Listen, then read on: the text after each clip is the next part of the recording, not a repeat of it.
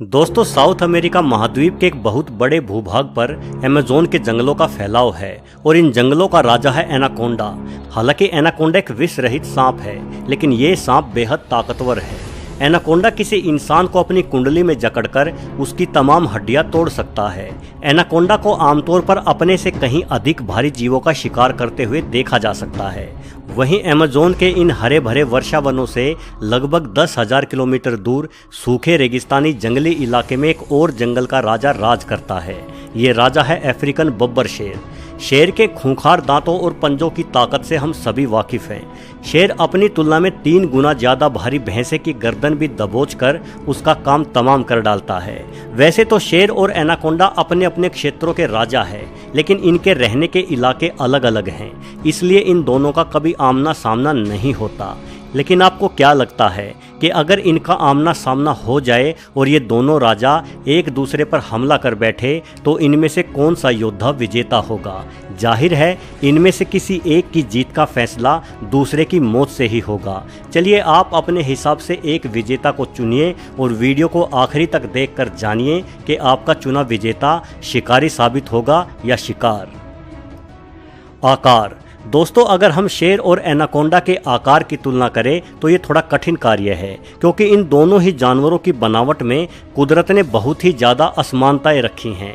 शेर जहां मजबूत टांगों, चौड़ी गर्दन और गर्दन से लेकर छाती तक बालों से भरा हुआ रौबदार दिखने वाला शिकारी जानवर है, वहीं एनाकोंडा मुंह से लेकर पूंछ तक लगभग एक जैसा ही दिखाई पड़ता है। कहाँ एनाकोंडा का पेट होता है, कहाँ छाती, सब एक ही लगता है। वहीं एनाकोंडा के आकार के बारे में बहुत सारी भ्रांतियां भी फैलाई गई है। कोई इनकी लंबाई 40 फीट तो कोई 50 फीट बताता है। वास्तव में आज तक देखे गए सबसे लंबे एनाकोंडा की लंबाई 28 फीट और वजन 270 किलो था। एक आम एनाकोंडा की लंबाई अधिकतम 15 से 17 फीट और वजन 220 किलो तक हो जाता है। वहीं अफ्रीकन शेर की लंबाई 8 फीट और वजन 200 किलो के आसपास होता है। यानी लंबाई और वजन के मामले में एनाकोंडा शेर की तुलना में 21 साबित होता है। वैसे आपको बता दूं कि मादा एनाकोंडा नर एनाकोंडा की तुलना में अधिक लंबी और भारी होती है। हमला और रणनीति। दोस्तों, एनाकोंडा जहरीला नहीं होता।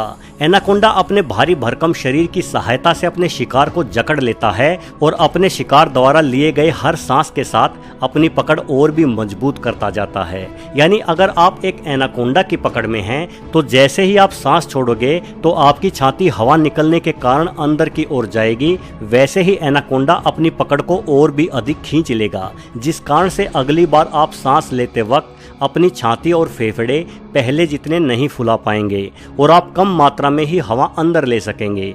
दोबारा आपके सांस छोड़ने पर एनाकोंडा की पकड़ और भी मजबूत हो जाएगी। हर छोड़ी गई सांस के साथ आपका दम घुटने लगेगा। एनाकोंडा की पकड़ इतनी मजबूत होगी कि जल्द ही आपको अपनी हड्डियां और पसलियां टूटने की आवाज़ सुनाई देने लग जाएगी। सिर्फ चंद मिनटों में ही एनाकोंडा अपने शिकार का दम घोंटकर उसे मार डालता है और अपने शिकार को निगल जाता है।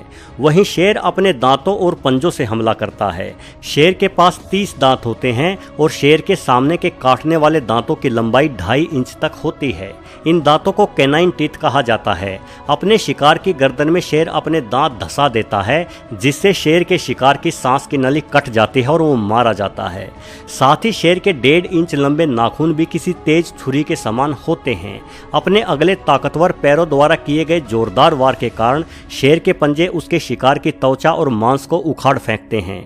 कई बार अपने पंजों के वार से ही शेर अपने शिकार के पेट को फाड़ डालता है, जिस कारण शेर के शिकार की मृत्यु हो जाती है। ताकत। दोस्तों, एनाकोंडा एक विशाल सांप है। एक वयस्क एनाकोंडा की ताकत के बारे में कहा जाता है कि ये सांप किसी पेड़ से लिपटकर पेड़ को भी तोड़ सकता है। अपनी ताकत के बल पर ही एनाकोंडा बड़ी हिरणों को भी आसानी से अपना शिकार बना लेता है। एनाकोंडा अमूमन पानी के आसपास ही रहता है और इसकी कोशिश होती है अपने शिकार को पानी के अंदर खींच ले जाने की। पानी के अंदर ही अपने शिकार पर बहुत ज़्यादा हावी हो जाता है। एनाकोंडा की पकड़ के साथ साथ पानी में डूब जाने के कारण इसका शिकार कुछ मिनटों में ही धराशायी हो जाता है। वहीं एनाकोंडा आसानी से 15 मिनटों तक पानी में बिना सांस लिए रह सकता सकता है। अगर हम शेर की बात करें तो शेर भी बेहद ताकतवर प्राणी होता है। एक जंगली भैंसा जिसका वजन 1000 किलो तक हो जाता है, वो भी शेर के शिकारों की सूची में शामिल है। शेर के काटने की शक्ति 650 psi होती है। साथ ही शेर बेहद तेज गति से हमला करने वाला फुर्तीला जीव है, लेकिन लंबे समय तक पानी में रह सकने की काबिलियत शेरों में नहीं होती। यानी अगर शेर का सामना एनाकोंडा से पानी के आसपास हो गया तो एनाकोंडा निश्चित तौर पर शेर का काम तमाम कर डालेगा। आत्मरक्षा प्रणाली। दोस्तों, लड़ाई का बेहद जरूरी हिस्सा आत्मरक्षा भी होता है। दुश्मन पर वार करने के साथ साथ दुश्मन के वार से भी बचना होता है। आत्मरक्षा के मामले में शेर के मुकाबले एनाकोंडा बेहद कमजोर खिलाड़ी है। एक तो एनाकोंडा की त्वचा बेहद पतली होती है, दूसरा खुद पर हो रहे हमले को रोकने के लिए उसके पास कोई साधन नहीं है। वहीं शेर अपने दांतों से हमला करने के साथ साथ अपने पंजों की मदद से खुद का बचाव भी कर सकता है। साथ ही शेर बेहद फुर्तीला भी होता है और बड़ी छलांगे मार सकता है।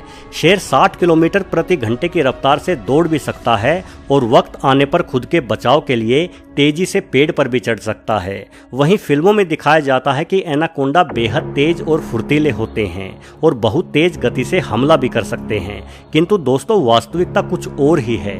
असल में अपने विशाल और भारी शरीर की वजह से ये सांप बेहद ही सुस्त और धीमे होते हैं।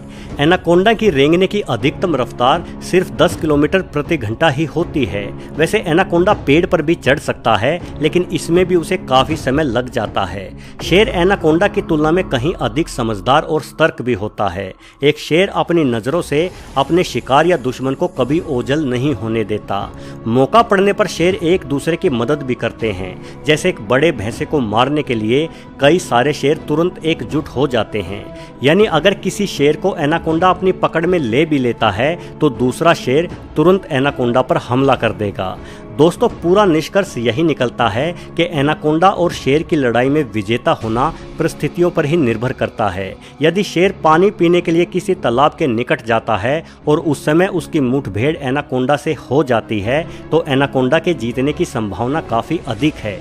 एक बार एनाकोंडा ने शेर को जकड़ लिया और पानी में घसीट लिया तो शेर का खेल खत्म ही समझो। पानी के अंदर इस वाले शेर की मदद करने के लिए कोई दूसरा शेर भी नहीं आ पाएगा। वहीं अगर कोई एनाकोंडा भटकता हुआ किसी घास के मैदान या खुले स्थान पर पहुंचकर शेर का सामना करता है तो एनाकोंडा किसी भी सूरत में शेर के सामने नहीं टिक पाएगा और ना ही खुद को बचाने के लिए दौड़ पाएगा। शेर जैसे फुर्तीले जानवर को एनाकोंडा द्वारा कुंडली में लपेट लेना बेहद मुश्किल कार्य होगा। अगर शेर एनाकोंडा को कुंडली में लपेट भी लेता है तो भी शेर अपने पंजों से पल भर में ही एनाकोंडा की पतली त्वचा को फाड़ डालेगा, जिस वजह से एनाकोंडा को अपनी पकड़ ढीली करनी ही पड़ेगी और भागने का रास्ता तलाशना पड़ेगा। लेकिन शेर एनाकोंडा के मुंह को अपने जबड़े में दबाकर कुछ ही क्षणों में एनाकोंडा को परलोक भेज देगा।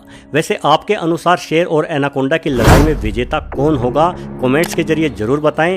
वीडियो को पूरा देखने के लिए आपका बहुत बहुत धन्यवाद।